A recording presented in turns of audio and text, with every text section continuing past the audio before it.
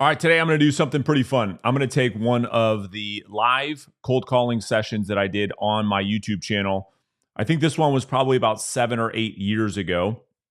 And I'm going to go through that entire session and critique myself as I would coach somebody else today with my current level of experience, understanding, and what is working right now in the marketplace when it comes to having good conversations over the telephone, setting appointments, dealing with sales resistance, all of that stuff. So this should be pretty fun, should be pretty entertaining.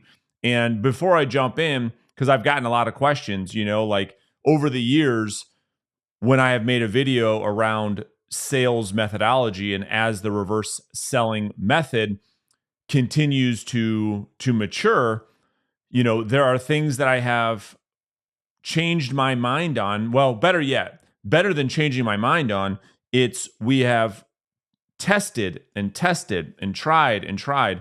And over the years, we've just said, okay, this works better than this, keeping in mind that everything can work, but what we're trying to optimize what works better. So keep that in mind. It isn't black and white, I think, the way that people like it to be sometimes. Everything is nuanced. Everything is gray. So it's not a matter of this is better and this is or this is right and that is wrong. It is a matter of what might work better. How do we optimize and get you the best results possible? So let me share my screen and we're going to dive into some fun stuff. This should be pretty cringy for me to get through, but I think it'll be entertaining for you nonetheless. So I'll share my screen and we'll get started. Hello? Hi, good morning. This is Brandon. I'm a local realtor. How are you? Oh, and right out of the get-go, how are you?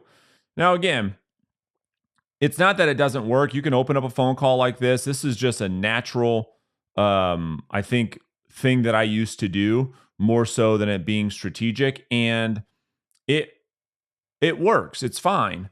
There's just a better way of opening these conversations right now where you can have a better conversation, because that's the goal of prospecting. It's more about it's more about how do I get the most from the work that I'm putting forth? And so if there's something better, we're going to do it.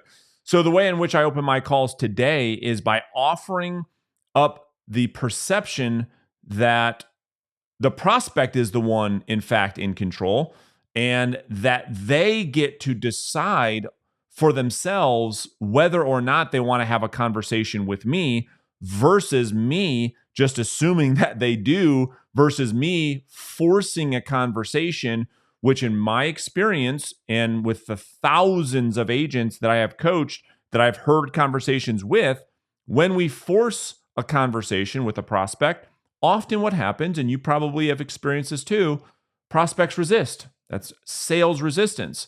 So when we open up a call, hey, this is Brandon, I'm a real estate agent, how are you? It's not that it's bad. It's just that maybe something could work better because that prospect says, oh boy, here we go. Or they say, yo, I'm not interested, and they just hang up. All right. Good. Hey, calling about your home for sale. Just wanted to see if it's still available. Yes, it is. It is, okay. And Jim, are you open to working with agents who have buyers at this time? What kind of percentage are we talking? All right, so in my for sale by owner script, we still ask that question today, not because we want to lead the seller to believe that we have the buyer, but more so we're trying to find out of the for sale by owners in the marketplace, which of them all have already made a decision to pay a buyer's agent. Why? Well, number one, we know that if they're willing to do that we're halfway home, right? That if they're willing to pay a buyer's agent 2.5%, 3%, that it's our job now to work on that second half, having them understand the value of having their own representation, having a listing agent. And so that's the reason in which why we do it. The other reason why we do it is for the vast majority of for sale by owners, they they are open to working with a buyer's agent. So you can do some things that may lead to you getting in front of them easier, which I do something in this phone call and all the phone calls back then that I'm going to advise you don't do. And I'm going to get into that in just a second. But right now, that question is perfectly reasonable to ask because most for sale by owners do answer with, yeah, if you've got a buyer, bring them on by. Or if you have a buyer, sure, we're open to that. Or yes, we are. We're offering a 3% commission. Now we know that we're dealing with the for sale by owner. That's the first qualifying question when dealing with the for sale by owner to say, okay, they understand this process that the vast majority of homes that are sold will have a buyer's agent. This person already, before I called them, already have accepted that fact. Yeah, so it's up to you. As you know, in Michigan, all real estate commissions are paid by the seller. So we would work something out that would be fair for you, fair for me, but most importantly, we want to make sure the buyer gets a good home. I tell you what, all right, so there's part of this that I like and part of it that I don't. So the objection or the question is, here, I'll rewind this and you can hear the prospect bring up commission, right? Of course. So it's up to you. See if it's still available. Yes, it is. It is, okay. And Jim, are you open to working with agents who have buyers at this time? What kind of percentage are we talking? Yeah, so it's up to you. All right. Now, this is a great time for an agent to do what I call not take the bait. All the prospect is doing here is asking a question. They're not giving an objection. They're not resisting. It's him literally just being curious. And when we look at the skill of ARPing over the telephone and telephone sales, acknowledge, respond, pivot to another question, I like the second half. I like my pivot into another question and not hanging out, opening up the possibility for him to resist even more. I don't like the first part of this, however. I get into too much detail. All we have to say here is simply, you know what? Real estate commissions are all negotiable. And if we get to that point, we can come up with something that makes sense for everybody. So let me ask you this. That's how I would answer that question today, or how I would respond to that question today. As you know, in Michigan, all real estate commissions are paid by the seller. So we would work something out that would be fair for you, fair for me, but most importantly, we want to make sure the buyer gets a good home. I tell you what, what I'd like to do, Jim, if you're open to it, is stop by and actually see the home. Are you home in the afternoons or in the evenings? Okay, so this is something that I'm going right after the appointment. I'm 45 seconds into the conversation, and I'm going after the appointment, which I don't totally hate this because really what we're trying to do is get in a situation where the rubber meets the road, and we're bringing the reason or the purpose of the phone call to a forefront as soon as possible, which I think a lot of agents forget this or miss this, and that is the reason why we make prospecting phone calls. First and foremost is to do what? Is to set appointments. It's only when an appointment can't be had do we generate a lead. And it's only when we can't generate a lead do we generate a nurture. And when we can't generate a nurture, then we can get that prospect out of our system forever, which is totally fine. We can't help everyone. But I think a lot of agents will beat around the bush, right? And look for the prospect to magically come out of the gate and say, you know what, I'm so happy that you called. Can you come over and list my house? Which we know is just never going to happen. So let's see how this guy responds to this. I'm actually retired, so I can be available pretty much any time other than today. I got an appointment. Okay. And Jim, while I've got you, let me ask you, how long are you going to try and sell the home on your own before you look at other options? All right. So I'm giving the camera a thumbs up because I still, to this day, love that question. And let's talk about this for a second. I love that question because it doesn't put the prospect on the defensive, because it is a hypothetical question about the future that at this moment in time, with a brand new for sale by owner, with their optimism as high as it often is, doesn't it puts them in a position where, because they think it is so unlikely, because they have no thoughts that they can't sell this on their own, that it's easy for them to respond to this in a way where they tell you the truth because they just don't think that that reality will ever happen to them. And so this is a really, really powerful sales strategy in reverse selling, in that when we can bring the prospect out of their current reality and we can pose questions that are hypothetical in the future, it's easy to lower sales resistance and get prospects to open up. I've already got a person right now that I've got an offer on the table, so it's not a problem selling it. It's just what I'm going to get for it. That's the biggie right now. So there you go. Because we ask great questions, we can get to the heart of the matter. We don't have to beat around the bush. We can have more meaningful conversations, which is what I think you want. And a lot of agents just aren't able to have high quality conversations because they're just beating around the bush. They get into, too much rapport building, and therefore they never find out, do I have an opportunity here or not? I kind of just feel like I'm spinning my wheels on these phone calls. They don't seem to go anywhere. Well, that's not the prospect's fault. The prospects don't owe us anything. Okay, so if I hear you correctly, you've got an offer on the table. It's just maybe not, you're looking for something a little bit stronger. It's not the offer that your ideal offer. Is that right? Correct. I gotcha. Okay, no worries. And so if for some reason you can't get, because what are you asking for the house now? Well, it's listed on Resume. I don't know if you've ever seen that company or not. Yep. It's listed. Still drinking coffee back then, the same way I'm doing it today. The same drink, just probably a little less cream. You can see I'm a little heavier back then than I am today. But it's so funny. I just took a sip of my iced coffee from Starbucks, and I'm doing the same thing back then. Habits. Right now for $150. Okay, I gotcha. And if let me ask you, if you can't sell the home on your own, would you entertain putting it on the market with a real estate agent?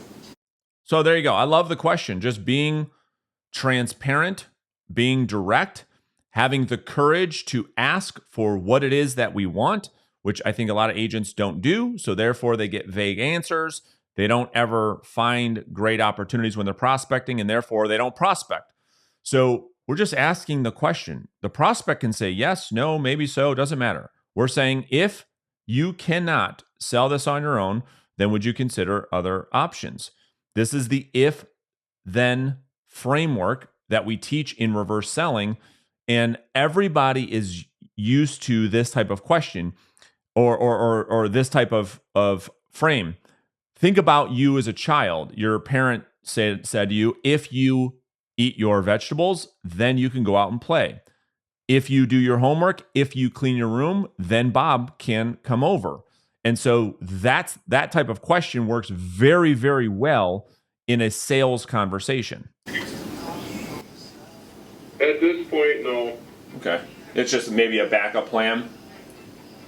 Yeah, if all else fails, I probably will. Yeah, but I'm not planning to sell it. The house is paid off. Okay, so prospect says, I don't know, maybe at this time, no.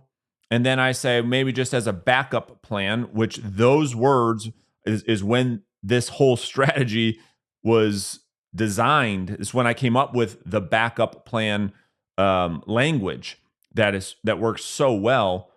And then he said, yeah, if all else fails, then I probably would. But then he has to do something that prospects often do, in that in this back and forth with a prospect, when we ask questions and the prospect divulges information that maybe they wish they wouldn't have, they often will pull back and pretend as though they're what they just said isn't that important. So he said, yeah, if all else fails, I probably would, but I'm not in a, I don't really need to sell this thing, right?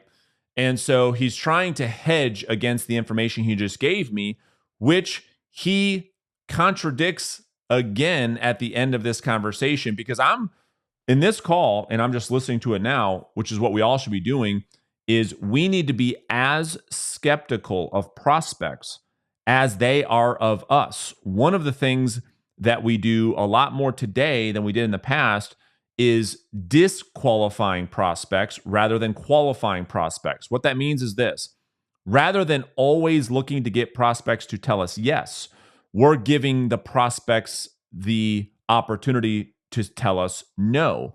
And the ones that don't take us up on that opportunity are the ones that are the best opportunities. And that's how we find out. Because what happens is when you pressure people always to say yes, they often tell you no, even if they're interested. I gotta do pay the taxes and the heat bill, so not really worried about it. Yeah, that makes sense. No, I totally understand. And you're just staying agreeable. So I love that, old Brandon, old self.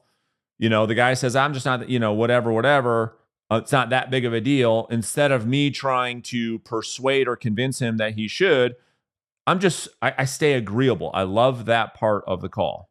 Do you live in the home now, or? No. Oh, okay. It was my rental house. I'm just over it. Yeah, I don't blame you. Right there. That's the power of being agreeable. Because I'm just trying to keep his defenses lower. I do not want to elicit psychological reactance. And because I was able to keep my emotions at check when he told me he wasn't that interested in selling it and he didn't have that big of a need, he comes back not 30 seconds later to tell me this was a rental, telling me it's vacant, and two, I'm just over it, which I'm going to continue to push this bruise, I think, right now. Landlord, sometimes it's not worth, the juice is not worth the squeeze, as they say. Yeah. So I tell you what, Jim, we work with a lot of investors locally here in Waterford and the Clarkston area. Why don't we do this? Why don't we set up some time? You can show me the home. I'll see if we can't bring you a buyer.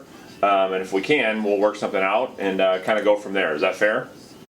This part I absolutely despise. This is something that I no longer do. This is something that I no longer train, coach to. And this is me leading this person to believe that I have a buyer when in fact I don't. I'm just trying to get the appointment. This is something that I do not condone whatsoever, because the conversation was going extremely well, in that we're having a conversation about potentially what's going to happen if he is unsuccessful selling on his own. And then my dumbass comes in and says, well, let's go back to the buyer thing.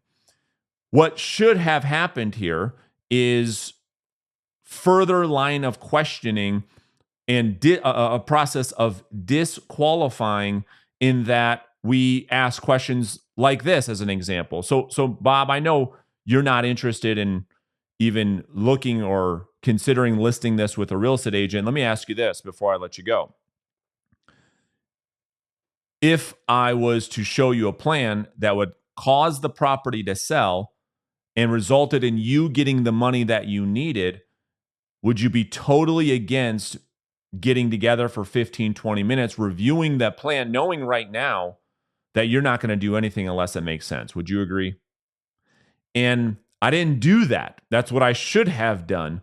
But I retracted and went back to the easy route, which is to set the appointment based on the false narrative that I have a potential buyer for the property.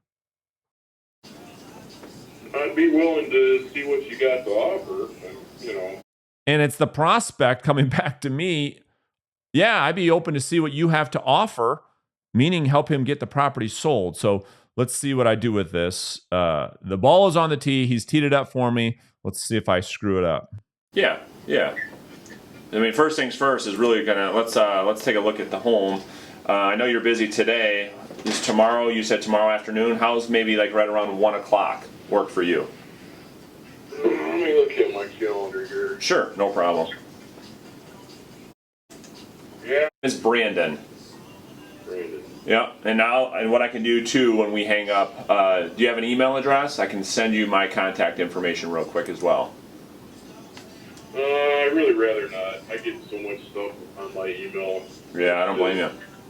Well, I'll tell you what, I'll give you a shout in the morning just to confirm, but like I said, I'll plan on seeing, excited to see the home there on Murray tomorrow right around 1 o'clock. And the other thing I like is that, I'm watching myself make calls, which is another really valuable thing, is to record yourself, right? Game film, not just recording the audio, but if you can get film and you can get actual game film, you can go back and watch yourself like I'm doing now, critique yourself. The other thing that I like that's happening is that I'm very detached. Like I just don't care. Nothing of what prospects tell me will phase me. And I had the benefit before. I mean, this was probably, like I said, 7-8 years ago. Before that phone call, this session, I was used to being on the phone 8, 9, 10 hours a day in the mortgage business, making dial after dial after dial after dial. So you could tell that I have just a comfort of being on the phone, that it doesn't phase me what people say. And so being detached from the outcome allows you to be more agreeable, not get so excited when you set an appointment, overly enthusiastic. None of that is happening. All right, we can go from there, I suppose. Yeah, sounds good, Jim. Thanks, buddy. I'm only looking for pre-approved buyers. I don't want a bunch of looky-loos coming in there. So Yeah, I don't. like I said, I got an offer on the table right now. It's just a little bit less than what I want, and I'm possibly working with them right now, but I got nothing in writing, so I haven't signed anything yet. No worries. Hey, you and I are completely on the same page. The last thing I want to do as an agent, I only get paid when I sell a house. So the last thing I want to do is work with a bunch of non-qualified buyers. Believe me. Yeah, no. I mean, the whole thing's built on the backbone of this buyer thing. So I don't love that. So let's go to the next call. Hello. Hi, good morning. This is Brandon. I'm a local realtor. How are you? Good, Brandon. How are you? I'm doing great. Doing great. Hey, just wanted to touch base. Your house there in Lake Orion. Did you end up selling it, or is it still on the market? Well, I just put it on the market. Oh, so good. I haven't had much time. We are going to have an open house this Sunday. Oh, good for you. Okay, great. And you're selling it for sale by owner, Sandra. Is that correct? Yes. Okay. For now. Gotcha. Okay. And how long? You hear what she said? For now. And so, you got to listen intently, right? So I'm like, all right, this is an opportunity. How long would you say you're going to sell it on your own before you look at other options? Maybe a month. About a month or so. And for whatever reason, Sandra, you can't sell the home on your own. Do you have an agent you'd feel obligated to work with, or you'd be open to interviewing other agents? Yeah, no, I don't have anybody right now. Okay. So that's textbook, right? First 3 questions out of the gate are all playing to my favor right now. I have a feeling that I take it in a way that I would not take it today, but let's find out. What I'd like to do, Sandra, is I'd like to come by and see the actual home to see if we can match you up with an actual buyer. See, that's my worry. I just don't understand why I used to do that. Well, I do know why. I mean, it's because what I was doing back then was just getting in front of as many for sale by owners, expired listings as possible. That's what I was doing. And quite frankly, this was a big for sale by owner market. And it worked for me. It worked really, really well for me. But then what ends up happening is when you have a lot of listings, you don't have a lot of time. And so I had to get more efficient over time. And so that's what was happening. Are you home in the afternoons or evenings typically better for you? Well, the thing is, it's vacant right now. Okay. Yeah, so I'm not there. I'm close by, but not there. Okay. So if we schedule some time to get together, do you have any open time this week that we can get over and you can show me the home? Well, I can, but probably in about 2 weeks because, I know that if you bring a buyer, then it's like 3%. Is that right? Well, it's whatever, not necessarily. It's whatever you are most comfortable with. So it doesn't have to be that. You and I can work out something that's fair for you, fair for me. And really, at the end of the day, it's about the buyer, right? We just want to make sure that the buyer gets a good home. So if I put you, and I know you're busy, but if I said maybe. So again, I mean, that commission thing comes back up and I acknowledge, respond, and I'm pivoting to another question, which is really, really good. But the depth in which I get into the whole commission thing is just unnecessary, right? All we have to do at this point in time, let's not take the bait. It's a first conversation. The goal is to set an appointment. So all we have to communicate is that real estate commissions are negotiable, which they are in fact, Wednesday or Thursday afternoon, could we meet over there for maybe 20 minutes or so? Hold on 1 second, let me just check with my husband. Sure, no problem. Can you do, like maybe a week from Wednesday? Yeah, you want to do, let's see, so if I have a week from Wednesday will be the 30th. You want to just put something in the afternoon, maybe right around 1 o'clock for now, and then we'll touch base early next week? That'll be absolutely fine. And then if you wouldn't mind touching base with me, because I don't want to forget you and have you over there and not be able to get in. Yeah, no worries. And are you getting the mail at that house right now as well?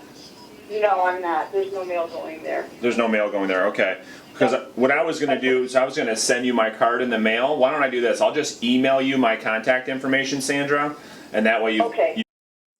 All right. So the other thing that I'm doing different now is instead of just emailing, contact information, I am emailing a full-blown pre-listing packet, which includes my resume, marketing plan of action, past client testimonials, because I want that pre-listing packet, which is professionally designed to do as much of the work as possible, the work being pre-selling the seller before that appointment. So they have something to review. It's tangible. They can look me up online. They can start to do some research about me.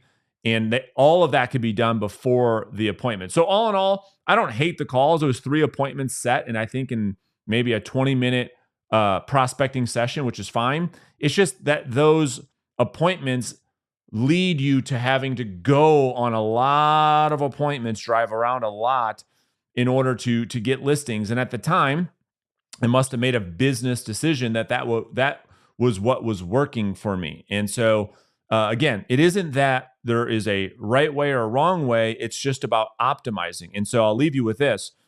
It really comes down to a time thing. It's like time and money. If right now you do not have a lot of money, and as a result of not having a lot of money, the inverse of that probably means you have a lot of time on your hands. If that is the case, then you could probably be more lenient or less disciplined when it comes to the appointments you're setting and going on. But then the exact opposite will have to take place as you have more money, and as a result means you probably have less time, that you need to do a better job setting higher quality appointments. And so that's the trajectory I think a lot of agents go on in their career. And now that's probably what you've seen from the calls that I've made, a decade ago to what they sound like today. And you can see that manifestation over time. So if you're watching this and you got some value and you want to have a coaching conversation, and you want somebody to listen to the phone calls, give you feedback, teach you how to sell, how to set more appointments, I'll put a link underneath this video. You can check out my Listing Agent Academy coaching program, get some details, and then find out if working together right with me makes any sense at this time or not. And so if not, it's perfectly fine. And I will plan on seeing you in another video tomorrow.